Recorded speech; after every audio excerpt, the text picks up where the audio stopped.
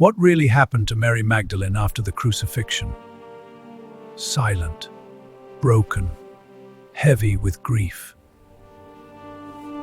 The sky that once darkened at noon had now cleared, but something far greater than darkness had settled over the land. The Messiah was gone. Crucified, buried, sealed behind stone. And while the world remembers the cross, while history echoes the name of Jesus Christ, there is one story often overlooked. A woman, a witness, a follower who never left. Her name was Mary Magdalene. And what happened to her after the crucifixion may be one of the most untold, mysterious journeys in biblical history. The cross was no longer occupied, but its shadow remained.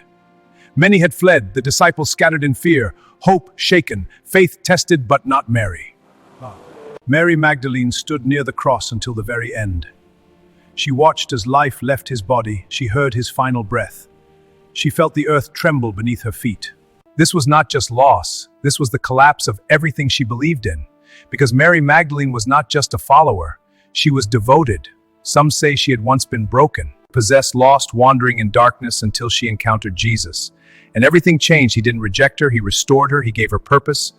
And now, he was gone. 3 days later, before the sun could rise, before the city could awaken, Mary Magdalene walked toward the tomb, alone, carrying spices, carrying grief, carrying questions no one could answer. Her heart raced. Would the gods be there? Would the stone still be sealed? But as she approached, something was wrong. The stone was rolled away, her breath caught in her throat. She stepped closer, slowly, carefully. And when she looked inside, the body was gone. Panic, confusion, fear. Mary ran. She ran to tell the others. "They have taken him," she cried. But even after telling the disciples, she returned back to the tomb, back to the place where hope had died, because something inside her refused to let go. She wept, and as her tears fell, she looked again into the tomb, and this time she saw something no one expected. 2 figures, angels sitting where his body had been. "Woman, why are you crying?" they asked her, and through tears she answered, "They have taken my Lord away, and I don't know where they have put him." She turned and saw a man standing behind her, but she didn't recognize him. She was asked, "Why are you crying, woman? Who is it you are looking for?" he asked. Thinking he was the gardener, she pleaded, "Sir, if you have carried him, tell me where you have put him." One word, just one, Mary. In that moment, and everything changed. She knew that voice. She had heard it before. "Tell me where you have put him."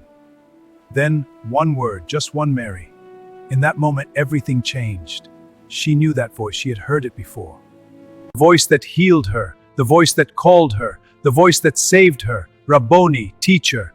It was him, alive, not stolen, not lost, resurrected. And in that sacred moment, Mary Magdalene became the first person in history to witness the risen Christ. But here is where the mystery begins.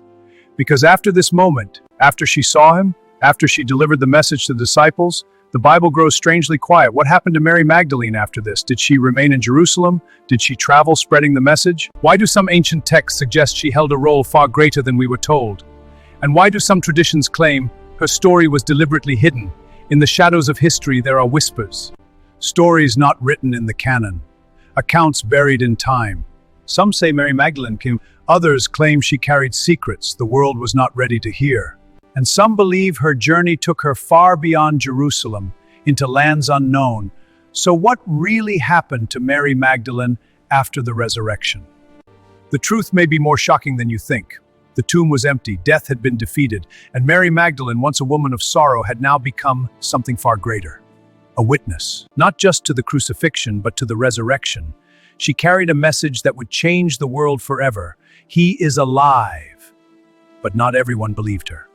Behind locked doors, the disciples gathered. Fear filled the air. Every sound outside felt like a threat. The authorities who had crucified Jesus Christ could come for them next, and then Mary arrived.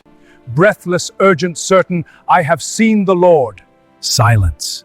Some stared at her in disbelief.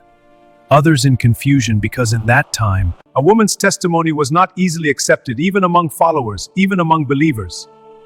Mary spoke with conviction.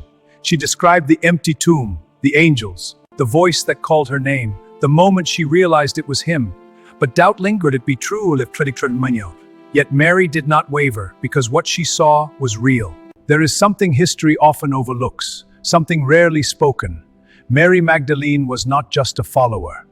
She was the first messenger of the resurrection, the first to carry the good news. In some early traditions, she was even called the Apostle to the Apostles, a title of honor, a recognition of her role. But over time, that title faded as the days passed, and the appearances of the risen Christ spread hope among the disciples.